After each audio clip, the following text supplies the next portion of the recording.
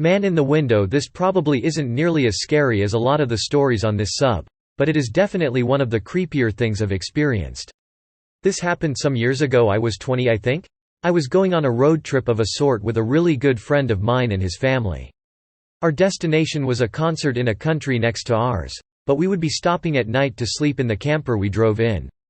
We hadn't crossed the border yet when we stopped at the first campsite for the night.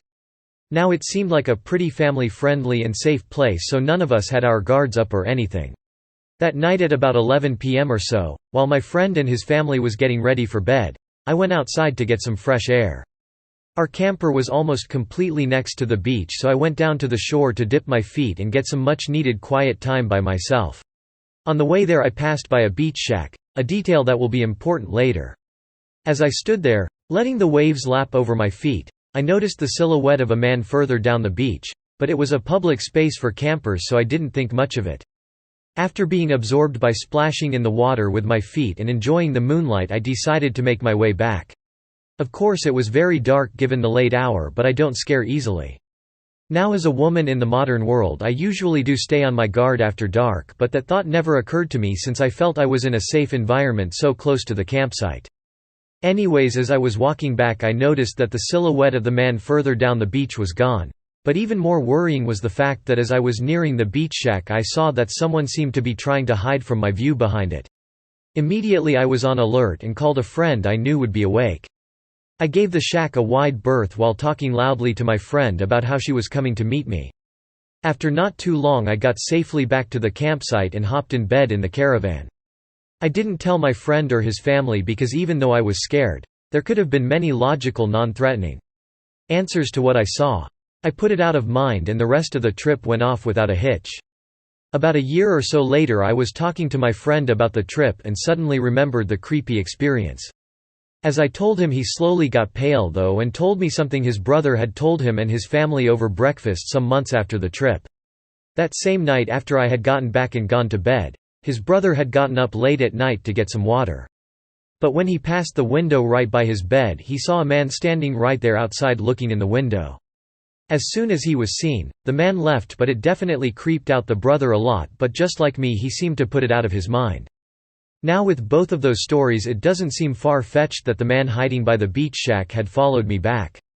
I really am scared to think about what would have happened if I had been alone. Creepy guy hiding in garden. So this happened to me when I was 11 or 12 years old, over a decade ago, and I still remember it vividly. At the time I lived in a semi-detached house with my mom, dad and sibling. It was decent sized, but the most impressive part was the garden, which essentially had 3 levels. The first level was concrete, the second grass and the third, also grass, had my trampoline on it. At the very end of the garden was a tree embankment. The area I lived in was somewhat hilly. One morning I woke up to a cracking sound, like a snapped branch, and I was worried since a week earlier a tree from the embankment had fallen onto our neighbor's garden. My bedroom was at the back of the house overlooking the garden, so I opened the curtains to see if another tree had fallen. Instead I saw a guy hiding in one of the trees in the garden. He was pale with blonde hair and wearing all black clothing. He was looking directly at me, presumably because he saw the curtains move.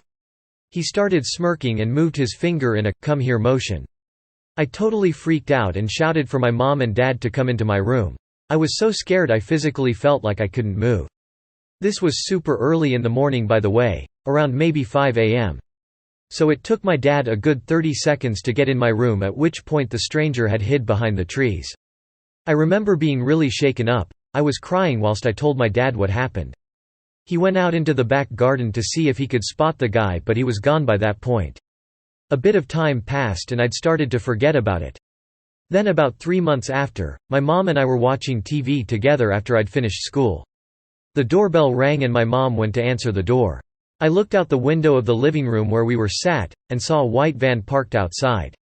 It was the same van as my uncle's, so I walked out of the living room and into the hallway to say hi to him.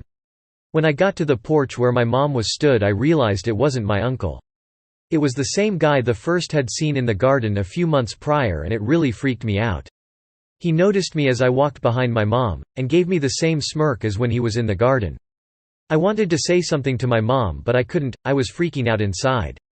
Anyway, he just asked my mom if she wanted work done on the drive. She said no, and he left, got back in the van and drove off. He didn't give her a business card or anything. The van didn't have any company branding and he didn't knock on any of the neighbors' doors. I told my mom that it was the same guy as soon as he went, and she started to feel uneasy about the situation too. A month or so after that I got my first job doing the paper round. I had to deliver over 300 papers, with my best friend at the time. The van didn't have any company branding and he didn't knock on any of the neighbors' doors. I told my mom that it was the same guy as soon as he went, and she started to feel uneasy about the situation too. A month or so after that I got my first job doing the paper round.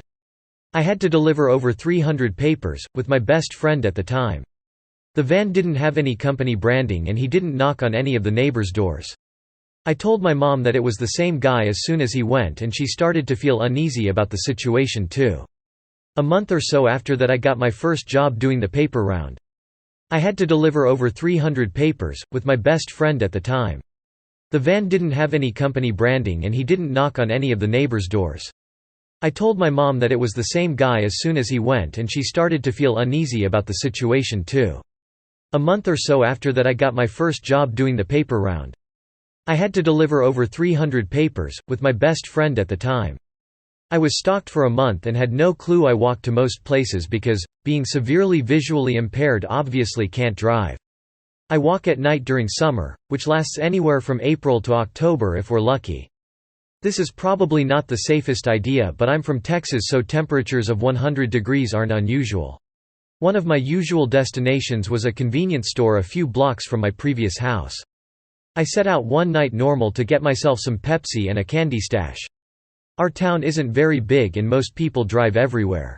It's very unusual to come across anyone else on my route to the store, but that night a man appeared out of nowhere and started talking like he knew me. He asked me where I was going and I told him.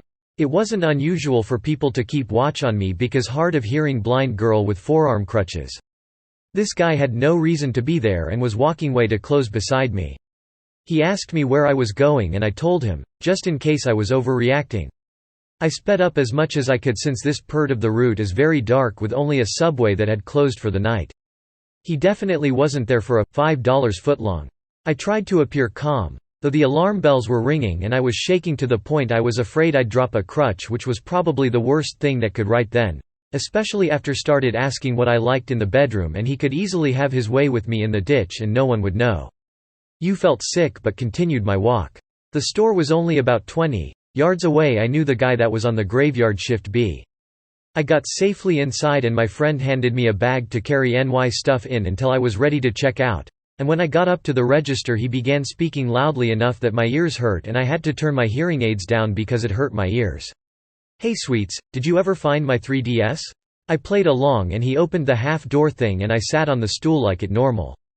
Creepy dude came over and slammed his Bud Light, and a 10 on the counter. After being handed his change, he went outside. He's still out there by the ice machine. After about 20 minutes he still hadn't left. My friend called his manager and after explaining the situation, she told him to lock up and run me home. He did and even walked me to my door. I out the key in the door and we stepped inside. "Catherine said to give you this." He handed a keychain and showed me how to lick and unlock the pepper spray. "Call us before you come from now on. He's come in after you for the last 4 weeks." He left and I made sure every door and window was locked. So, creepy dude. Let's never meet again. Guy stalks me and my girlfriend. This happened a couple of years ago, when I was around 13 to 14 years old. I would go to Nerf wars with my friends during the weekends with a semi-auto rifle and one of those revolver-looking pistols as a sidearm. On one of those occasions, I brought my girlfriend to the Nerf war with me. For some context, my girlfriend's my neighbor, she lives in the same area as I do, and we've known each other for some time, around preschool I think. As you do for a Nerf war, you pack up spare darts, spare mags, etc. So the Nerf war ended, we had a great time as usual, and we go our separate ways. As me and my GFs walking back home, my paranoia kicks in and I have a feeling that someone was following us. I glanced back slightly, and there was a guy in full black. At first, I thought of it as one of my friends awkwardly following us but remembered that none of them was wearing full plain back, so I turn back to my GF and tell her we were being followed. She glances back slightly and sees the same guy. She starts panicking, so I tell her to calm down. It's probably just some guy going to the subway as well. So we get on the train, hoping that the man would stop following us. As I'm making sure my rifle isn't bothering anyone. I didn't have space to store my Nerf rifle even when taken apart, so I just had it slung around my waist. I feel my GF's grip on my hand tighten. Then she whispers, telling me the man was on the train as well and was staring at us. At this point, I had enough of this guy's shit. I was tired, and the last thing I needed was some dude stalking me and my girlfriend.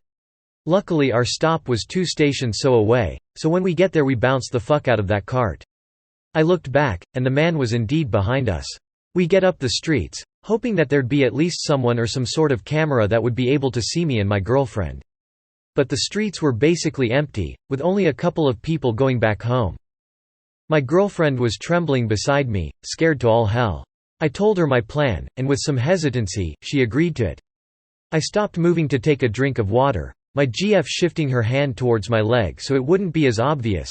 It was dark at the time. I felt her hand ripped away from my leg and I heard her terrified screams. I decided to grab the closest weapon I had on me. The stock of my Nerf rifle. The stock's attached to Nerf guns with 2 clips latching onto them, so it wouldn't take long to put it on or off. My stock was pretty big. It wasn't metal, but it was a solid piece of plastic that could do some shit to someone's face. I whacked the guy around the face, grabbed my girlfriend's hand and got the fuck out of there. We waved down the closest taxi, got on and sighed, happy that we weren't being stalked by some guy. I don't talk about this incident much but just wanted to share it and get it off my chest. Because of that incident, I've stopped playing Nerf for a while. My rifle's been stored in my Nerf armory for a couple of years, untouched. Every time I think of Nerf this incident comes to mind.